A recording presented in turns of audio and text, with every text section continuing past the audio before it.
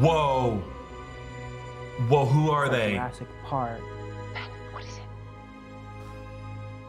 Oh no. I think I've just found out what they're hiding down Oh no.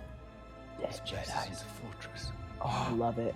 Oh no, I we know love it. him. It's a tomb. Oh, I It's love his it. sweetie, Oh, a Jedi who helped Ahsoka find her lightsaber. Oh no. I love this. I love this. What are you doing to The me? same thing I do to anyone who doesn't embrace the Make them Empire. sit through bad dialogue for Put half Leia in the and- honeycomb. Put Oh, Leia these are in some there. new Kill her. faces. Oh no. Ooh, okay. Don't know who they are. This Oh is your my last chance, God. Leia. Oh, I wonder, love is that this. Roken's wife, you think? Say something! I hope it's everybody. Then I hope your it's everyone choice they is love. made. Obi-Wan, you better hurry up. I know, he has no time. Okay, stop looking. It's not a museum. Start going. Run, run, run, run, run. Run. Oh my god. This is, oh no, even the younglings. No. Stop. No, Stop. get out of there. Tala. It's gonna be you. What's happened? Just do Oh god. Oh, the Oh child. my god! Welcome back to new Rockstars. Obi-Wan Kenobi episode 4 shows us just how easy it is, apparently, to break out of an impenetrable Imperial fortress. All you gotta do is just a bit of light jogging, you know, hopping into an Imperial officer's terminal during his bathroom break and then kill him as quietly as you can in an otherwise silent room. Then tuck a 10-year-old in your trench coat and just walk past dozens of stormtroopers and then stuff 4 people in the back of the cockpit of a T-47. Bit of a cakewalk, I gotta say, but you know what? It's okay. This is all because Reva wanted them to escape. So now it is on us to break down and identify all those dead Jedi. Because you could have given us a name or two. Kenobi! This is Wookieeleaks. It's our after show for Obi-Wan Kenobi on Disney+. I'm Erik Voss. My Easter egg breakdown for this episode is coming tomorrow. Tommy Bechtold could not join us this week. He's got some very important matters to attend to, but filling in to chat about episode 4 right now is Jessica Clemons. Welcome, Okay, Jessica. so two things really quick. Number one, how are we gonna just like underplay that Kenobi just did the 2 kids in a trench coat walk out of the building with baby Leia? Are we gonna act like that didn't just happen? And 2, yeah, why didn't they put little like plaques under each Jedi they killed? They could have put like a little name and like date they took them, just like an award. I've read that as an unmarked grave. They don't respect them that much that they're just gonna True. shove them in this weird amber and not even mark their names because their names are no longer important. You know, like each of their lightsabers, I assume, are the ones on that red shelf in the Inquisitors meeting room. So that I like how like on that shelf is also some domed youngling helmets, but they kept the helmet on the one kid. It's like a kid who like, you know, he has his bike helmet on still. He was buried with his bike don't helmet. use that as the analogy. That's worse. That's worse. That is worse. A bike I'm helmet. sorry that I but they went did there. let him. They do respect the dead because they let him have his helmet. They took all did. the other helmets, but they let him keep Or it. maybe they shot out the back of his head and they don't want that to be seen. That's true. It can't be too gory of a body. Yeah, there's probably a lot of messed up bodies that didn't make it into this. It's only the ones that were intact That's right. that got Because to I was stay. thinking, like, would Jocasta Nu be up there? I don't know. There was she was on like a shuttle with Vader in that comic when Vader let her die. So her body might be beyond recognition. Mace Windu, who knows what things he hit on the way down on that fall from the Chancellor's quarters. Also, Mace Windu doesn't deserve to be in the Inquisitors, like on that. I feel like he deserves to be somewhere else. He's higher up. He's really cool. That his body would probably be somewhere else on display. I would think so, yeah. Unless or being used in some other weird way, because we know the Grand Inquisitor used Luminar Unduli's corpse in some pretty messed up ways in Rebels. Or maybe Mace Windu's still alive. There's a lot of different ways to read it. But I think you do bring up an important question of the Scooby-Doo tactics used to sneak out Leia from the fortress were far too effective in this episode. So goofy this show. No one's recognizing how silly this show is. He threw spice on the ground to get away from Flea. Like the chase scene in the forest, and now this. I love it. Don't get me wrong, but I was like, these are all like Scooby-Doo tactics. It's all pretty goofy. I think we also have to recognize that Star Wars historically as a franchise has a lot of Gooftown stuff in it. It's very I was surprised that he didn't put on some stormtrooper gear to sneak around. I because was that is something that happens waiting for in so it. many Star Wars movies. People dressing up as Imperials happen in this episode, said, technically. with Why Tala. did they not do it? Why did they not do it? I thought he was. I was like, take the costume, take the suit, like you did before. Because he didn't need to. It was just, he just luckily happened to be on a floor that was only monitored by just Imperial probe droids, just kind of floating around. It happened to turn their heads in the other way so he could kind of quietly jog past them. Hey, True. It works, right? We get criticized if it worked. True. Okay, let's quickly recap what happened. So in this episode, Tala takes Kenobi to Jabim. It takes him straight to the back-to-bath. An incredible opening montage here. I love the intercutting, but with the breathing of Vader playing over Obi-Wan in the back-to-bath. We cut to Vader sensing Obi-Wan. It's like whenever these two take a back-to-bath, their consciousnesses can sense each other. And I loved how they kind of set this up with the Book of Boba Fett, right? Like when you're in a back-to-back, your mind goes places. It's like a sensory deprivation tank. And it kind of makes them detached from their physical body in a weird way and more in touch with the Force and their midichlorians. And now it's kind of like they feel each other in this bath. It's like they're taking a bath together. It's like two twins, you know, when their parents put them in the tub, and that creepy picture that a lot of parents take of siblings when they're young. It's like that's what's happening to the brothers here. They're back in the bath and they can feel each other.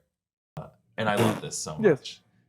To me, this was like the high watermark of the episode. I don't know about you, Jessica. This is great. And it's maybe because like we're seeing Hayden. Like the series promised us Hayden. Yeah. And a lot of Vader in this series is being done with the re-speecher technology, reproducing James Earl Jones' voice, and then a stand-in for the actor who plays Vader, who's doing a pretty great job. I don't want to knock anything he's doing. I like more Anakin on the show. I like more Hayden. Yeah. I was more confused at whether or not it was a montage back and forth of Obi-Wan being able to like feel or sense that like that's the same thing Anakin went through, or if it was just for the audience to see like, oh, see how it's kind of mimicking each other? They're now becoming like the same. I didn't know which one it was. I didn't know if it was like Obi-Wan could feel it or not. Yeah, But- we can interpret it either way for sure. Yeah, I just I think guess. that there was a shot of Vader in the tank deliberately like turning his head upward as if he was looking at someone, as if you sensed someone nearby. Oh, okay. And then I think that also fed to Obi-Wan saying no to that bath, cutting that bath short, as I would do. Yeah, he did. Anytime my parents would force me in a bathtub. I'm like, I'm clean, Yeah. I'm good. But I'm like, done. I'm done. I think part of it was like, there's no time. We got to get to Leia. I think another part of it was the longer I'm in this tank, the more Vader can sense where I am and how I'm feeling. And that freaks me out. I think it's both. I think it's that one a little bit more though. Like I think he still fears Anakin and Vader clearly because he's like, I let this person die. We were brothers, Anakin. Like I think he's just like, this really hurts me. Like, I need to save Leia, but this is like a triggering, traumatizing moment for me, and I do not want to relive this. Yes, exploring that pain has been, I think, one of my favorite things that the series has It's done. my favorite part. It's it's unfortunate that it's my favorite part, but it gives so much depth to the storyline. It makes me actually like, I mean, I always humanized Obi-Wan Kenobi regardless, but seeing that scene was the part where I was like, oh my God, he's going through a lot of trials. Like he's going through a lot right now. He might be the strongest Jedi, but not right now. Not right now. Not right now. On Jabin, we meet the others who are helping the refugees, the Jedi refugees, on the path. This includes Roken, O'Shea Jackson Jr.'s character. Wasn't Quinlan Voss. Swing and a miss for me on that one. And then we meet Sully. That's Maya Erskine's character. And we meet Wade, Ryder McLaughlin, who later, this dude gets a Bothan-like moment of silence, despite us hardly getting to know the guy. I was like, really? For Wade? Like, I get it. It's sad that he's dead, but like, we're going to spend a solid 60 seconds just remembering Wade at the end of this episode. I had no connection to him. I had no feel or attachment to Wade, and I felt bad. Like, I forgot that he was there, to be honest with you. I was like that one guy who had something to say about Nur in the fortress, and then Maya Erskine had to go, Wade. And I'm like, okay, I guess his name is Wade anyway. But Didn't know his name. Poor guy. They had him smile right before that bomb hit him. He's like, I did it. I Nope. did it. So Roken reveals that his wife was force sensitive, but the Inquisitors took her, and then he's like, okay, I'll actually help you. And then Tala uses her Imperial credentials to sneak them onto the Fortress Inquisitoris on Nur. And Tala is able to talk her way right in, while Obi-Wan uses a rebreather to pull a Cal Kestis stroke into the lower levels of the base, where he then manages a pretty easy stroll through the fortress undetected, while Reva tells Leia that Ben is dead and tries to force Leia to tell her what she knows about the path. But Leia is no snitch, so Reva sets up a torture session for a child. Thank God we don't get there, because Obi-Wan finds what Tala had said was being hidden on this fortress, a Jedi tomb filled with dozens of Jedi, some familiar faces, some new faces. We'll run through the ones we were able to identify in just a moment. Thankfully, Obi-Wan has been too long in that tomb, because that torture session was like, it was like movie timing, like we kept cutting back to Reva and Leia, and I'm like, we have not moved the needle forward at all in this scene, yet we are cutting back to them again. Tala is able to distract Reva. It's not even Obi-Wan who gets to them first. Like, Tala is able to intervene first by telling Reva that the path leads to a different planet, pulling a Dantooine, their own Dantooine moment. But while Obi-Wan's able to free Leia, he gets into a shootout that results in a blaster cracking the glass. You would think that either they would build the glass to be blaster resistant, or maybe be a bit more careful about firing in there. Seems like a stupid idea. Seems like the dumbest thing. Who was the architect? Who built this ship? Because if a gun's laser could penetrate it, why would you ever have a bunch of people with these gun lasers on a ship? Does that make sense? Hey, look, I get the set piece. I like that water broke in because it gives us some nice parallels to Jedi Fallen Order when Vader was able to hold back the gushing water. I thought that all looked really cool. But I just think practically, it'd be one thing for the Fortress Inquisitoris to be mostly underwater because, they were kicked off of Coruscant when they had a former training camp called the Works. And then now they're trying to be a bit more off the grid. A lot of people around the galaxy don't really know that the Inquisitors exist. They're kind of like I think the Emperor has like a goon squad who goes around hunting Jedi. Wait, so not everybody knows that they... I think at this point, word's gotten out there because, they're walking around Tatooine saying, the Jedi code is like an itch. But, like, they originally... I think people like Bail Organa and other senators, Mon Mothma, are like, hey, you're not still running those hunters, are you? And Palpatine's like, no, they're... No, maybe they might be on Nur. I don't know. I don't know where they are. But I think the whole point of them being on Nur is that they're closer to Mustafar and they're a bit more off the grid. So, but this fortress still juts out of the water in a very phallic fashion. You would think they could have just built most of it underwater to avoid detection. They said, no. You don't understand. This looks nicer this way. It looks more menacing this way. We need an evil fortress. Sure. The visual is great. And I think all of this is being driven by the art and the visuals. And I'm not complaining about that. I'm just saying practically it doesn't make a whole lot of sense to build it this way. Never. I love it. But that's also, that keeps it real. That keeps it real. Because there's a lot of architecture that you're like, this actually is not working at all. It doesn't do anything, but it does look very nice. So I like that it's keeping us on our, like, this is a real thing. This is what it would look like. It was great idea, horrible execution. And I think we should also acknowledge, just as Star Wars, they have a big moon-sized battle station with an exhaust port that allows for a 100. A proton torpedo to go through and blow the whole thing up. Like there's all kinds of impracticalities. It's just in the name of, well, it looks really cool. And that's why I love Star Wars. So no complaints. They're able to escape the main level by hiding Leia in Obi-Wan's trench coat. And I gotta say, when we first walked into this fortress, there were some of these Imperial officers in trench coats, and I was thinking, like, I don't remember seeing them in trench coats. That's a cool new design flourish. I guess the misty weather of Nur requires a bit more outerwear. Cool. They really just gave some of them trench coats to set up Obi-Wan to sneak Leia out in one of them, which I think is just hilarious. Am I allowed to post about this on Twitter now? Am I allowed to? I was gonna post an image of this and be like, "This is insane, you guys. This happened and it worked, and it worked for a good solid minute." I love that Reva was the only one that was like, "There is an old man and a child right there."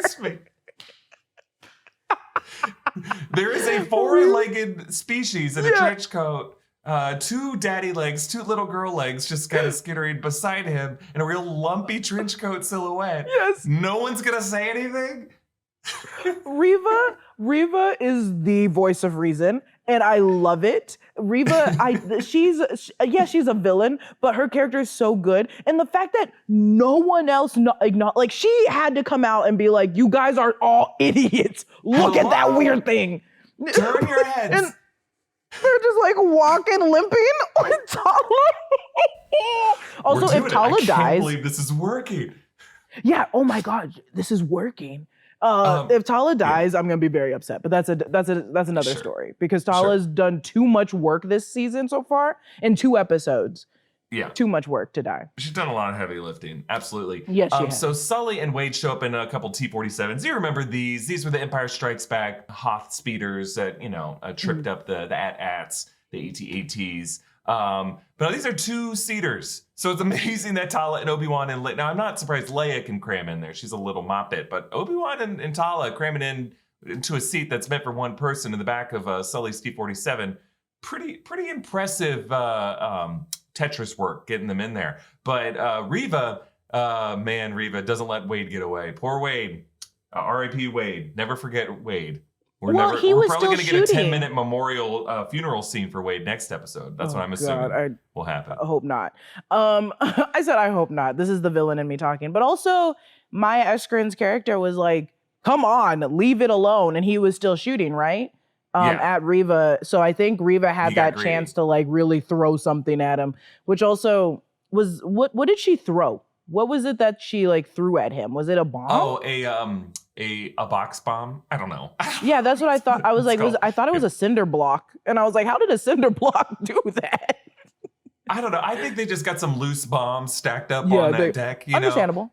In case anyone trips, the whole thing goes up. I'm telling you, this place is very practically designed. There's a reason for those just sitting there. I'm sorry? Should never ask. Should have never asked. Should have assumed. Should have assumed. That's on me. I don't know. Everything on that deck is a weapon. I just assumed that. And everything is so that I'm never gonna get over that trench coat ever in my life. I might get it tattooed on me. It is so funny and so perfect. I mean, I think we just gave London Fog a new advertising campaign. If you ever need to sneak out to Childs from an Imperial fortress, go with London Fog. Yes. Thank you.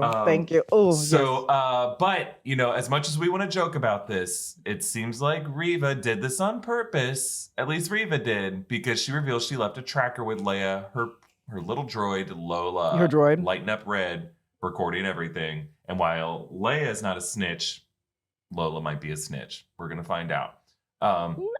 But we promised it at the top. We're gonna break down everything we know about every single one of those entombed Jedi.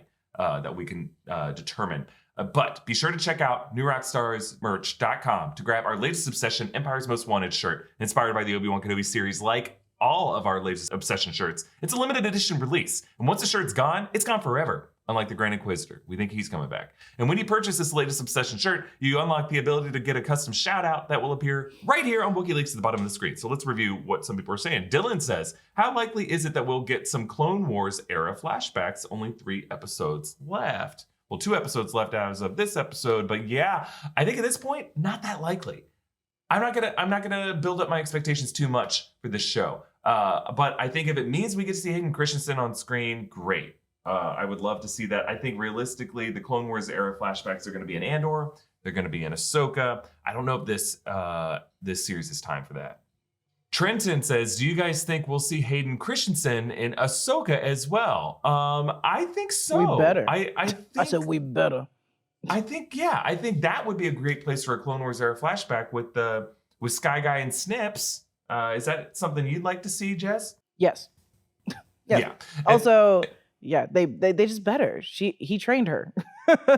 He trained her. There better be flashbacks. Yeah, there better be.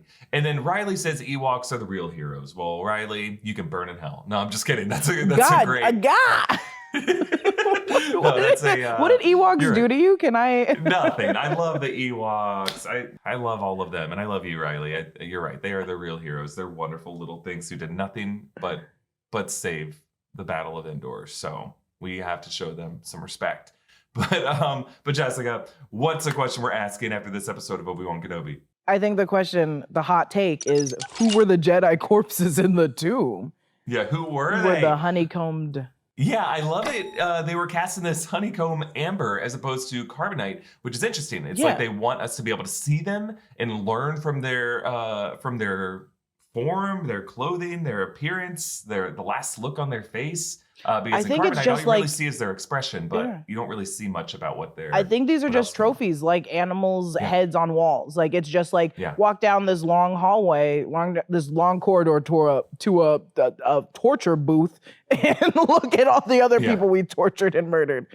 Well, I think there may be a practical purpose as well, because we know from Rebels Season 1, Episode 5, the Grand Inquisitor uses the mummified corpse of Luminar Unduli to lure in Kanan and Ezra in a trap. And I think that might be the plan for each of these Jedi. If you put them in carbonite, I don't think that trap would work as well, that trick. Okay. But in this case, they're not fully in carbonite. They're in this other suspended form. And I think that would allow the Grand Inquisitor and Vader to use their essence, their spiritual force essence, to make other Jedi to think that they're still alive. That's my theory for why they're in this amber color. Makes sense.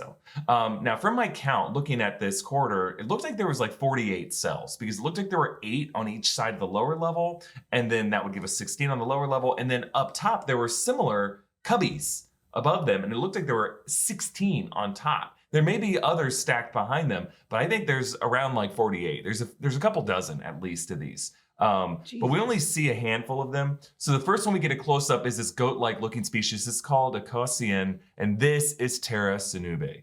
That's a guy who's familiar to watchers of the Clone Wars, and it's pretty heartbreaking because he was an elderly Jedi master whom Ahsoka met in the Jedi Temple archives, introduced to her by Jocasta Nu. This guy marshaled a Jedi outpost on Dara in his past. He was a former member of the Jedi High Council. He led a youngling clan, and in that episode, he helped a young Ahsoka Tano recover her lightsaber. This guy's so sweet. He carried a white lightsaber, a silver-colored lightsaber that he kept in a cane. It just sucks to see him dead because he was only a nice guy. Like, he used to be on the Jedi High Council, and he's like, no, not for me. I'm just going to look after the younglings. He didn't even have the sass that Jocasta Nu did. He was just a nice old grandpa, and they killed him. Well, and I'm wondering if sucks to suck, Grandpa. I'm wondering if he might have helped that Wookiee Jedi Gungi escape, because we saw Gungi in the Bad Batch Season 2 trailer, and I feel like Tara might have helped out with that. That's my hope, at least. That'd be cool.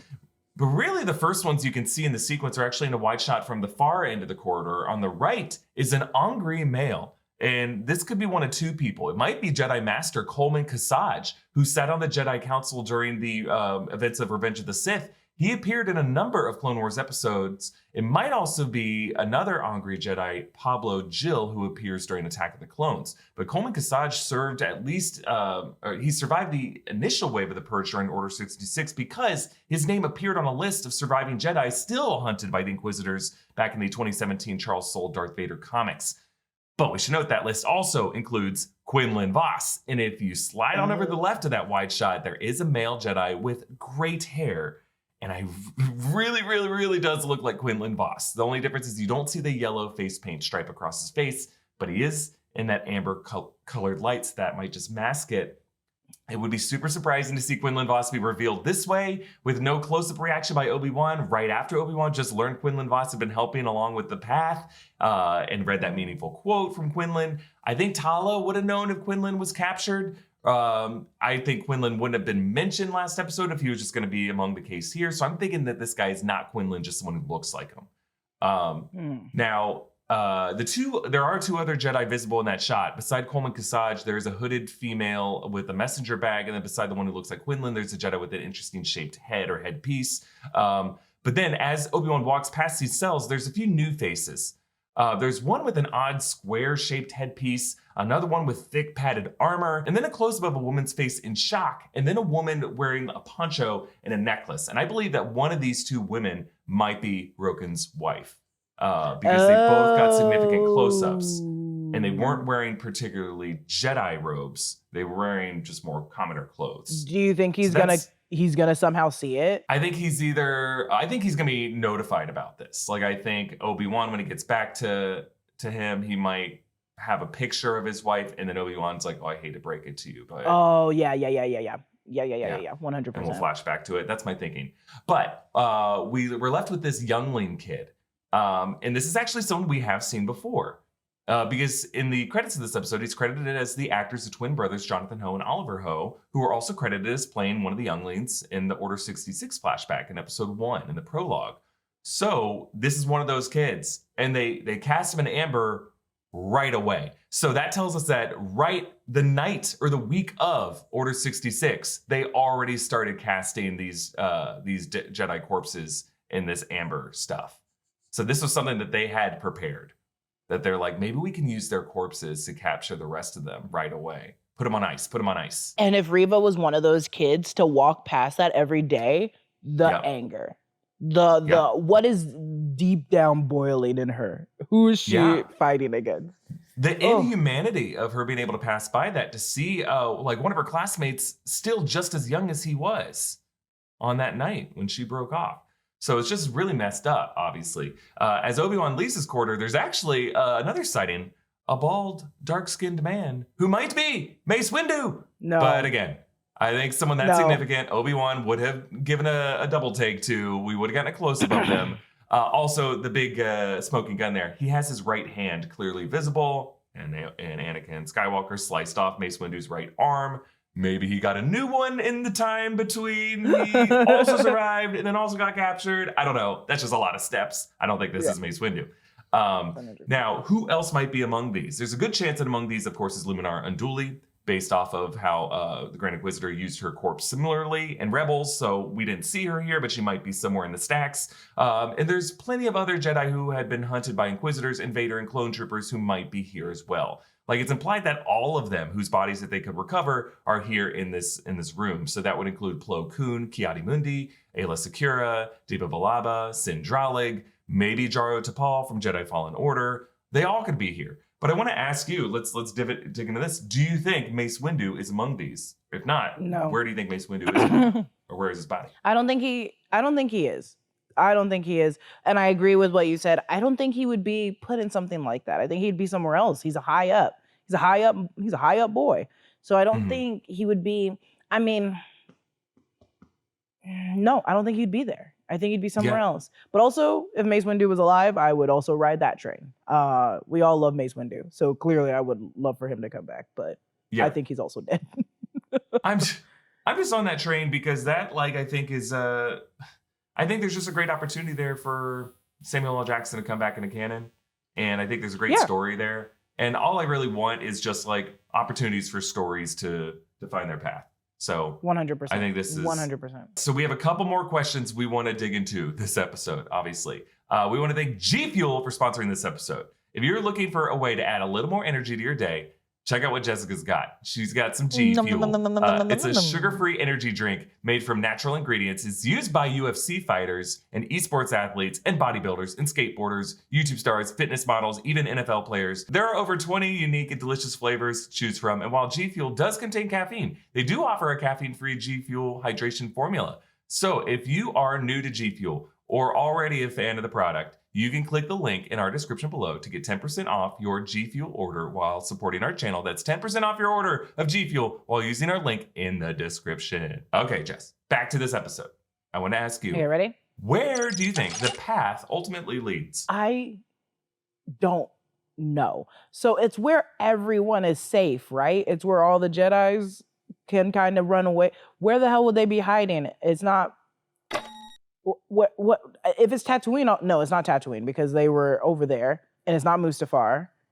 Where else would it be? I mean, I think it's like that furnace that all of Andy's toys almost fell into in Toy Story 3. That they just have an assembly line and they throw the Jedi in there and like, trust me, this is better. This is better than what the Inquisitors. It's better than being cast in that weird honeycomb. So you're welcome. But no, I'm wondering if like.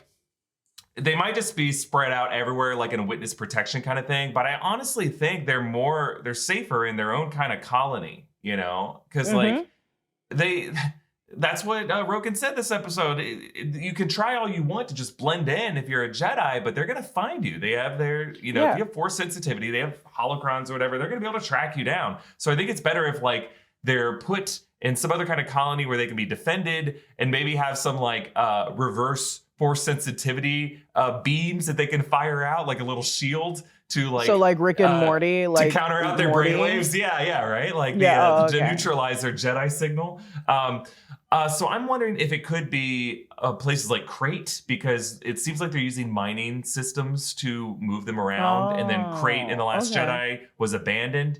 And had some kind of significance to it. I'm wondering also maybe Tython that we saw in The Mandalorian season 2. That was where there were some old Jedi ruins that had that altar where Luke Skywalker was able to track that beacon. So that might be part of the path as well. I think eventually most of the Jedi are just going to be dead or wiped out. But I think Force-sensitive kids are always going to be a thing. They occur naturally. I think the place in Mandalorian still looked too nice for it to be the place that they attack. If it's the same place we're thinking about the place where maybe I'm getting Book of Boba Fett and Mandalorian season 2 are a blur to me. Are we talking about the place? Wanted them to be. Is it? It's not where Kylo Ren exploded everything, right? No, Kylo Ren. That was so we don't know. That was a new planet that has still not been named, right? So that was in the Book of Boba Fett, and we don't even know if that was the same planet where Kylo wrecked it as a kid. Yeah, we still It was don't implied know. to have been that same Jedi school, right? That was implied to have been the same one. It just was never named, either in the prelude comics of Kylo Ren's backstory or in the Book of Boba Fett episode 5 and 6. Okay. Then ignore me. I go with whatever you said. Yeah, I mean, I think that planet was just located by Luke later on in the timeline after the Galactic Civil War is over. I think there was these other spots on the path that each Jedi was kind of lily padding among, or a Force sensitive person, until eventually they were found or outed. But the path isn't going to be like New Asgard, where it's like the path is the people, not the city. It's not going to be that. The Jedi Code is a people, not a way. I don't want it to be like they get there and they're like, where are they? And it's like, it's just who we are. I'd be like, no, it needs to be a physical place where they're all hiding. Yeah. Well, my theory, and this still may be the case, but it's probably a reach, is that at least for some of these younglings, that the path could ultimately lead to the Watch, to the Mandalorian Watch, formerly the Death Watch. And then that could be, and then they try to stamp out your Force sensitivity with this new Mandalorian dogma of never showing your face and believing in these other things in your signet and your clan and Beskar's sacred qualities. But that secretly some of these younglings in the Watch did have some Force sensitivity nested inside of them. But the reason I'm not even... I love that theory. It's just also it says more characters who didn't need to be Jedi are now Jedi, and I'm not crazy about that. Well, that's part fine. Of it, There's a lot of Jedis. There's a ton of Jedis. Josh Safdie's a Jedi. Not Josh. That was the younger one. Benny. Wait, Danny. Yeah, Danny's a Jedi. Benny, not Danny. But Danny is also... Whatever. The other one is anyone can be a Jedi. That's true. That is true. Be a Jedi. But I think it ultimately leads somewhere.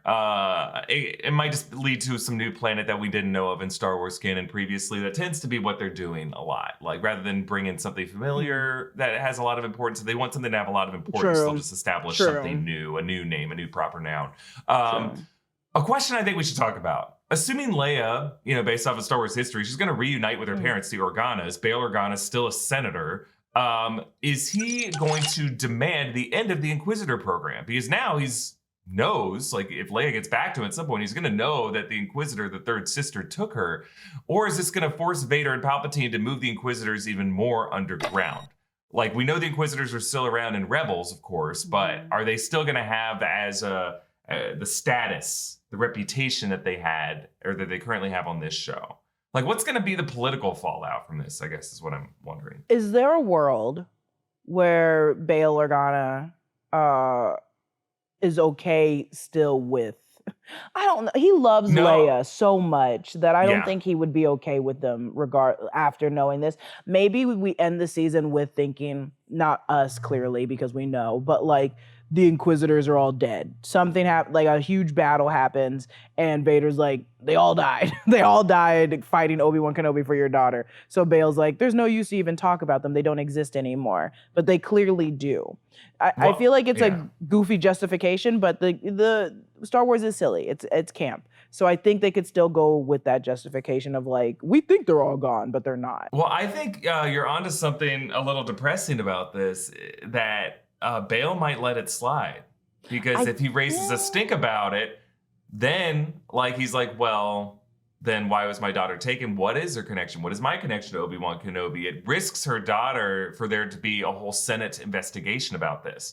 But he's got to play it just right, because if he doesn't complain at all, that's also going to raise some red flags with Palpatine. Like, as Palpatine would wonder, well, then why didn't Bail Organa raise a stink? What is he hiding right now? So he's got this awkward path to walk where he has to be pissed off, but he can't like push it so far that everyone's going to raise an investigation of who Leia is and why Leia is with the Organas. And I think that's the reason we also get that scene at the beginning with the family member where they're trying to approach a dark topic and the cousin or whatever is like, no, I'm here to just party. I'm not here to talk about like what's happening with slaves, like deep down in the bowels. So I think it's clear that like he's trying so hard to be good, but he's a senator. Like he can't, there's a lot of things that are just, people aren't going to vote to be good. So yeah, I think the most good Bail Organa's trying to do, like they had that line in episode 1, and then Obi-Wan mentioned him last episode. There's only so much political good that can be done. He's really just doing that to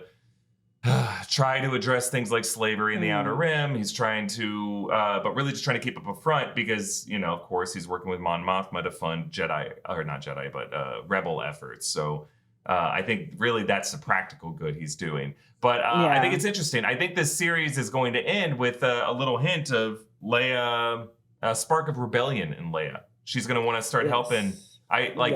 It's different in canonical literature. I believe Leia finds out Brea and Organa or Bail are involved in like Jedi operation, or I keep saying Jedi, rebel operations later in a different mission when she's like a teenager after she's like 16 years old. And then she starts helping out. But I wonder if like they might hint at this point where they leave Leia with a bit of suspicion of what her dad's really involved with. I think so. I think we're planning it. We're planning it for sure.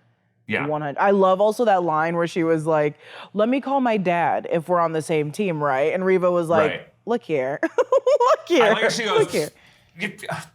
You know what? I hate you. I'm squaring up with a 6-year-old right now, and I hate you. Yeah. But I love it. Overall, I'm still really enjoying the show. I love any kind of connection we can get between Ewan McGregor and Hayden Christensen. I actually like the Leia actress. I know she's getting some heat, but I really like her. I love her. She's great. I think she's really fun. Could you do that at 10? Could you guys do that at 7? No, I couldn't open my mouth when I was 10. I was a little shy I didn't know how to read. Well, that was a problem, Jess. You should have known that. But I think this was the episode where I struggled, I think, the most. I still enjoyed everything I was looking at. It was just like the logic. The Fortress of Inquisitors is such a cool location, and it still looked really cool. It's just practically it made it feel kind of stupid.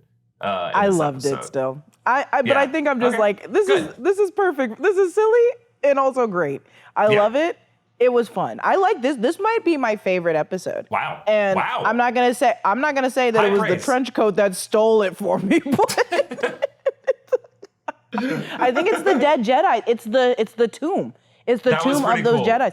I loved it. Moment. I loved it. But here's what I wanted, and this is just like the Jedi Star Wars nerd in me. Like I wanted more. It felt like they were playing a little safe. They could have shown us a more of a VIP in that tank. You know, there's plenty of dead Jedi. You could have put a Plo Koon in there. You could have put Aayla Security. You could have put Ki-Adi-Mundi, and that would have been a bit creepier. Maybe they're like, well, we'd have to credit the actor, but whatever. They're crediting James Earl Jones by using a robot to talk for him. They are, They could have done more. They're definitely walking on like eggshells. They're a little too cautious, I think. Playing a little safe. Which is understandable. Star Wars fans, we know you will kill us if we get something wrong. So I feel like writing that was probably kind of hard because they were like, they even said in an interview that it was just like they didn't know like canonically whether or not Obi-Wan knew if Vader was dead or Anakin. So it's like it takes a lot of steps. It takes a lot of steps. It takes a lot of knowledge. So the writers don't, but they have like people from Lucasfilm who are consulting to kind of keep them on the, that's the track. true. Like Pablo Hidalgo is weighing in there. They're all kind of helping out. They all get help from like Dave Filoni